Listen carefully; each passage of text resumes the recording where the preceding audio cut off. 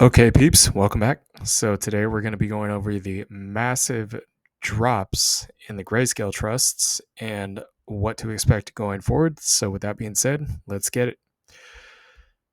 Okay, so I'm sure you guys are probably wondering, we do still have the same positions that we had before. We have not added to them, but we have not sold them. So I'll get into what I think is going to go on with crypto in the following months here in a minute. But yeah, nothing's changed here. So we may still add in the future. We're just not sure if right now is quite yet the right time. So um, as you guys know, the market sell-off has been absolutely bloody. So yeah, it's been a roller coaster to say the least. Of course, we do have quite a lot in this portfolio. It's actually much more than what you currently see. It's nearly double that. So the volatility today has been quite insane, but it has recovered, fortunately, and hopefully it continues to do so, which, in my opinion, I think it will.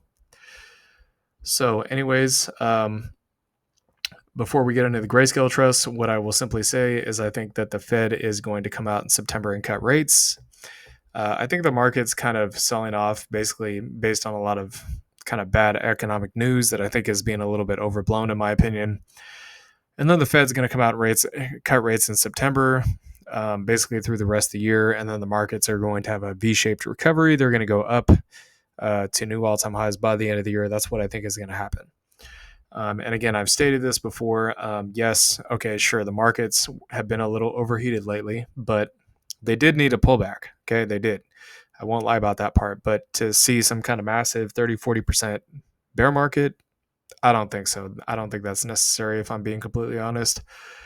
Um, Plus, the other reason is that, like I've said before, the 2022 bear market technically wasn't really even supposed to happen because the markets are supposed to go up when the Fed hikes rates, but that didn't happen. They went down instead. So, and technically, the markets are not really supposed to go up when the Fed cuts rates. But again, the inverse happened where the Fed was hiking and the markets went down instead of going up like they're supposed to. So in this instance, I'm expecting some kind of correction, somewhere between 10 to 20%. Again, we've seen that on the NASDAQ, and it's not just because of the economic news. There was some stuff going on with Japan. You guys can look at that in your own time, but it's more than just the economic news. It was more like a flash crash than anything, but I think the correction is pretty much almost over, and I think we should be heading to new all-time highs, or back up to previous highs, I should say. Probably no later than next month, right around the time that the Fed is going to get ready to cut rates. So, and Jackson Hole is also this month too. Powell will be speaking of that, so keep an eye out for that. I don't remember the exact date, but it's sometime later this month. So, anyways, just a bird's eye view here. So the Grayscale trusts, more or less, are down between like 7 to, looks like a maximum of 22% here. So pretty brutal day. Again, I do believe the Grayscale trusts do not trade pre-market, so the markets were already down, unfortunately, by the time the market even opened. So these things probably most likely just gap down, a lot of them, as you can see. So Bitcoin is kind of down quite a bit. Again, that's not really surprising with the market flash crash we've seen. So I'm not going to get into the macroeconomics here, but I do think that we're pretty close to a bottom on the markets. So keep an eye out on for that on X. We'll be posting some stuff there about it. So LTCN, we did come back to this macro trend line. This is very similar to what happened with Tesla. So we told you guys on Tesla that Tesla was probably going to hit some kind of macro trend line before Wall Street bought it up. I can actually go over to that chart right now and show you guys what I'm talking about here. So you can see this long-term multi-year trend line here. We did actually come back and retest it, and Tesla absolutely shredded to the upside almost immediately after testing that trend line. I told you guys back then that I thought likely that was going to be the point that Wall Street bought, and it turns out that that was actually correct. So I suspect something similar could possibly happen here. I'm not going to say it's a guarantee. Nothing's a guarantee, but we could see something similar here. So this is a major trend line. Okay, this is not a small trend line. This has lasted basically since roughly about August of last year. So it is pretty long term. That's about a year trend line right there. So we had a gap down. So pretty much what that means, at the very least, it's going to have to come up and fill the gap. Now, whether it goes back above the support or not, that remains to be seen. So the trend line currently is roughly at about $10.50. I'm not going to say this is resistance yet because the week has not closed yet. So this is still going to be support in my mind. So you're basically looking at pretty much anywhere between $10.50 to about $15 here as your support.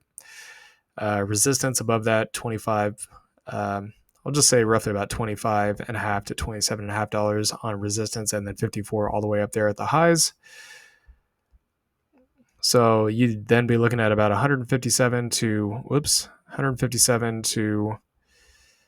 roughly about 408% move. So as I've told you guys before, the lower this thing goes, the greater the potential upside could be. Now, one other thing I will say about LTCN, just so you guys know and you understand, this thing is down quite a bit from the swing high. So it's down 80% from the swing high. Again, this is not really all that abnormal for a pullback. If we did see some kind of major, like mid 2021 cycle pullback on Bitcoin, which we have seen a pretty big pullback on Bitcoin, let's say that pullback was 30%, then the alts are going to drop, 40, 50, 60%. That's normal.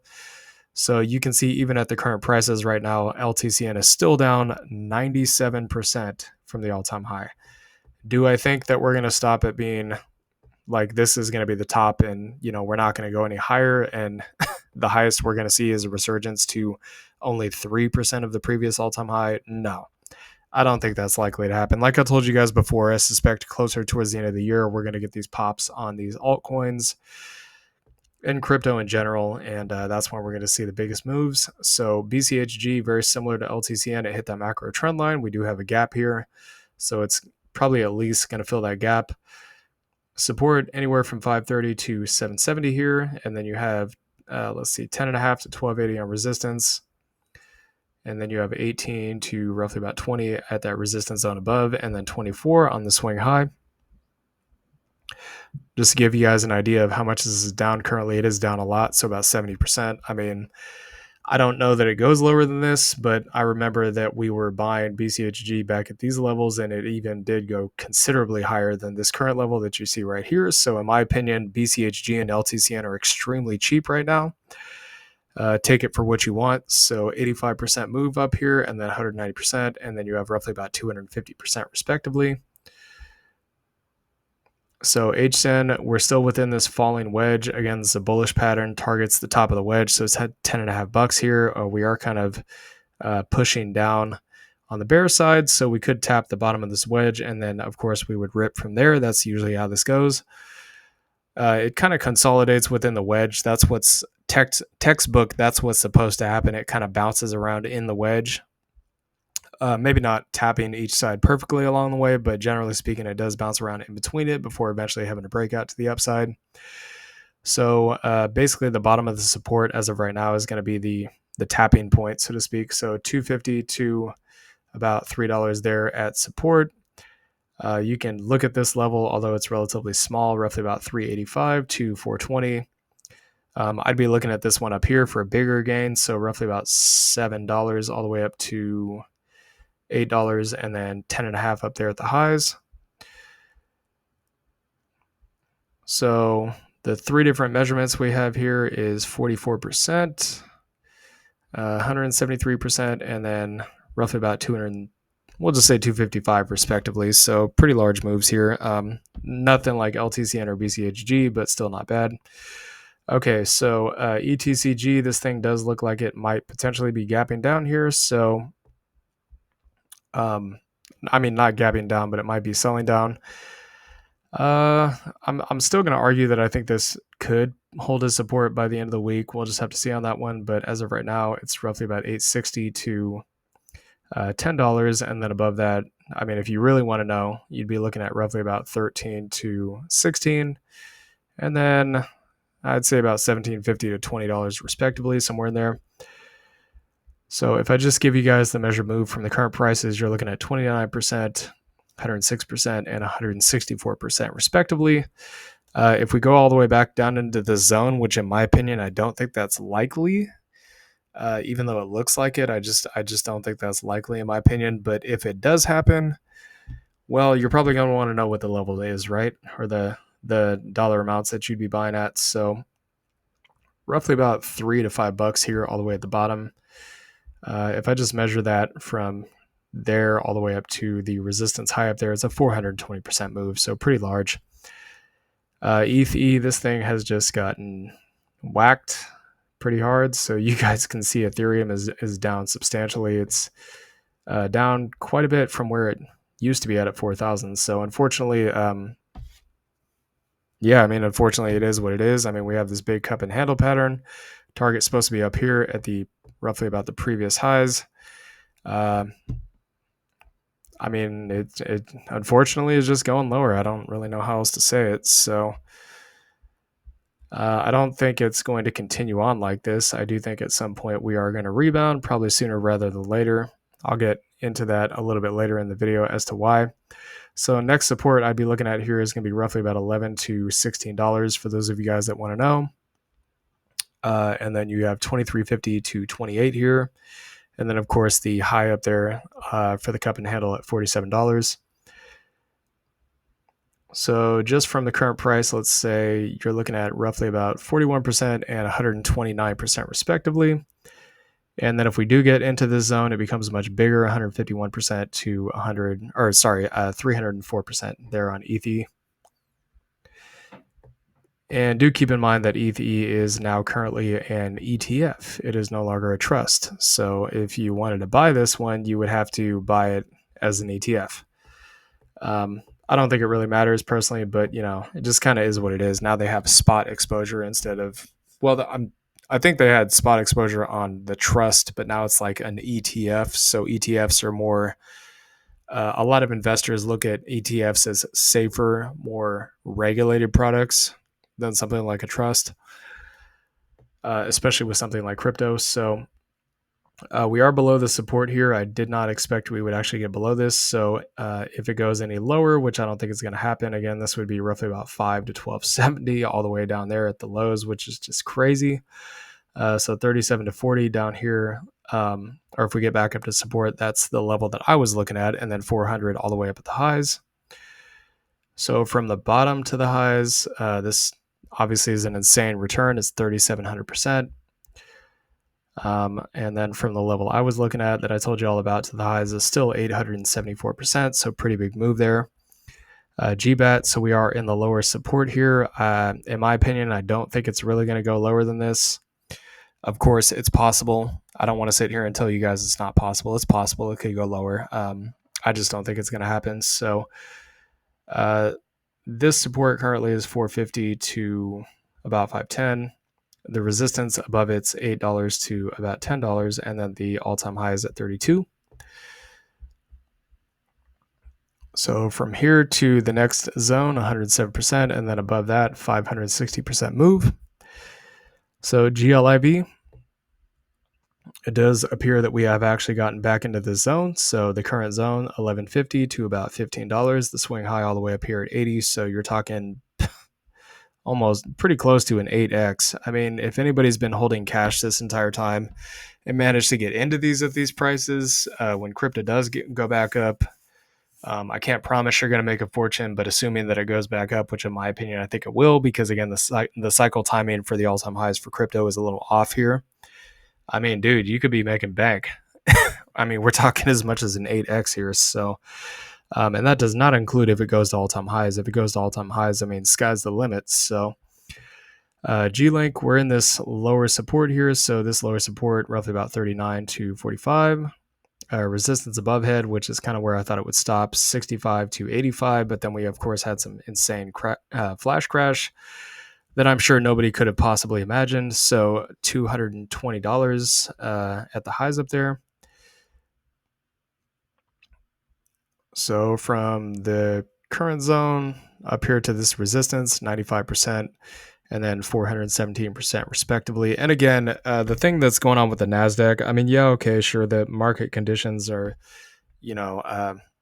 people are kind of overreacting and freaking out a little bit. But even with that being said, the sell-off that we had does not justify the amount of fear that was in the market. I mean, it's been way in excess of the fear that the markets, have been feeling. I would have thought like maybe a 5 to an 8% pullback, but not larger than that. But like I said, there's some stuff going on with Japan and some extenuating circumstances, plus some overseas conflicts that are kind of adding to it. And that's, in my opinion, probably why we saw what we saw. So GSOL is below this triangle. It's trying to hold up, but if it closes anywhere below this white line, I suspect we are probably going to head back down to the support, or maybe the EMA at the least. So 265 up there at the EMA, and then 171 to about 200 at support, and the all-time high is at 581. GSOL is pretty resilient, but if Bitcoin, well, I'm not going to say Bitcoin's going to pull back 60%. I think we're pretty much at the bottom here, but in the instance of 2021, pretty much everything that was altcoin related in the middle of 2021, when we saw Bitcoin go from 65 to 30,000, altcoins got absolutely decimated. They went down 70%, and then Bitcoin went back to 69,000 later in the year, and altcoins just did eye-popping gains. So anything's possible here, okay? 220% move. Again, I will say that this is looking much more like mid-2021, where, the markets pull back and then they rip back to all-time highs kind of towards the end of this year is kind of what I suspect is going to happen. So GXLM, we're getting closer to that line. Again, that's at $25, and above that, 53 to 59 at resistance up there, and 69 all the way up at the highs. So from roughly about that line, it's 126% move to about 100. We'll just call that 170. Mana, this one unfortunately has also gotten down below this line that I thought it would get down below. But again, this is what happens when you have a pandemic or a flash crash. It just people just go insane and lose their minds and become completely emotionally irrational, and crazy things just start happening. So if we confirm down below this white line, we could come all the way down to the support. Again, I don't think it's likely because I'll explain why in a minute, but I think we're going to get a pop back up here above this white line before the end of the week. But if you really want to know, 165 to 365, somewhere in there, then we'd be looking at resistance as a target. So roughly about 18 to 21, and then the all-time high all the way up there at 70. So from the support, we'll just say all the way up to 20 is 657% gain, and then all the way up at those swing highs up there, 2,540%. Okay, so Zcash, we are at the white line currently. Again, you guys can do what you want to with that. That's roughly about 315. Resistance 430 to 510, and then above that you have about $8 to 960, and then 10 and a quarter all the way up at the top. So the moves here are going to be about 58%, 199%, and 220% respectively. Okay, so I'm going to go over why I think there's going to be some kind of mid-cycle thing like what we saw in 2021, and I'm also going to go over why I think this is pretty much at the bottom, okay? And not just for crypto, but for stocks as well. And, I did read about Warren Buffett selling half of his Apple position, but I mean, look, guys, at the end of the day, he's been building up his cash position for eons at this point. He's been very conservative. Everybody knows Warren Buffett's investing style. They know how he operates, okay? He builds cash into uncertainty. A lot of people do that, but it requires a lot of patience. A lot of people out there just don't have the patience for it, and he's missing out. Warren Buffett's missing out on a lot of gains as a result of basically thinking that the markets are going to drop lower. In my opinion, they're not. And I'll get into that in a minute. So first reason here, Bitcoin's pretty much up at the bottom of this flag. Now, if we get below this flag, obviously that would be concerning. But even if we got below this flag, we could theoretically still go all the way down to 40,000, which again, I don't think that's going to happen. But even if it did, we could still get a pop by the end of the year and go back to all-time highs. Why? Because Bitcoin's supposed to go back to all-time highs by the end of the year anyways. That's supposed to happen. That's what happens at the end of the halving year. The halving happens, and then at the end of the halving year, Bitcoin goes to all-time highs. Why do I say this is going to be like 2021? So Bitcoin went to all-time highs at the end of the halving year, and boom, ripped up. into Q1, right? Which we saw in the halving year. This time we actually saw that in the, or sorry, not the halving year. It went up to all-time highs post halving year. This time we saw it during the halving year. And then what happened? Bitcoin pulled back a whopper 55% pullback. But oh wait, Bitcoin went from 30,000 back up to 69,000, did another 134%. So pretty much regained all the ground it had before it went into a bear market. So if we see something similar like this, and again, this bottom did touch right about almost pretty much about where we're at sitting at right now in time. Maybe it comes a little bit late, but we could see a recovery sometime this month, and then Bitcoin goes back to all-time highs by the end of the year. And then that could be the true cycle peak. I don't think it's going to happen. I mean, the true cycle peak hitting by the end of this year. I think it'll be the end of next year, but we could see something very similar mid 2021 happen this time. Okay, so we get this pullback, and then boom, let's just say it's a smaller move. Bitcoin goes back up to 75,000 sometime towards the end of the year, especially after the Fed cuts rates. And then we start ripping to the new all-time highs by the end of this year, start of next year. I suspect something like that is going to happen. Now let's talk about the NASDAQ, and then I'll talk about the Fed real quick, and then we'll close this out. So, excuse me. So why do I think the NASDAQ's pretty much done selling off here? Well, there's a couple of reasons for it. So number one, we are hitting the bottom EMA here. Last time we did this, when we had this sell-off, it hit the bottom of EMA and we did bounce. We saw a massive move up after that. And I told you guys this time frame, which happened almost exactly the same time this time last year, lasted 14 weeks for a downtrend. This week, or this time around, it was only 5 weeks. Okay. So I suspect this is an accelerated sell-off that's going to be short-lived. Again, because the market accelerated way too quickly. It's possible in that basically for the rest of the month and September, we could actually see the markets go up, which historically markets go down in September, but this time we could actually see it go up because again, this move is kind of, it front ran the bearish seasonality is what I'm saying. So as a result of it front running the bearish seasonality, we could see a recovery also much, much quicker. And again, keep in mind the Jackson Hole meeting where Powell's going to speak at is coming at the end of this month, and we have the FOMC meeting next month, which I am pretty certain at this point that the Fed's going to cut rates next month because literally everything in the macro economy is just screaming to me that it's got to happen. Biden said that they're going to cut rates at least once this year. Trump said that he's probably going to try to fire Powell and get somebody else in there. But even if he didn't, we know that Trump loves tax cuts, which requires the Fed printing money, monetary easing. Inflation's pretty much under control. Unemployment's moving up. There's the SOM rule was triggered. I mean, there's a lot of things we could talk about here. So the other thing in terms of the Fed funds rate, okay? So the markets are predicting by the end of the year, the Fed's going to cut by 100 basis points. So I want you guys to understand this very clearly, okay? So what's going to happen when the Fed cuts rates?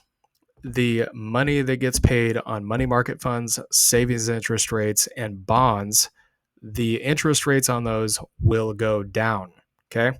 Which means that people that have their money piled into these safer risk-off assets that are paying 5% they're going to take their money out of there because they're not getting paid as much money anymore.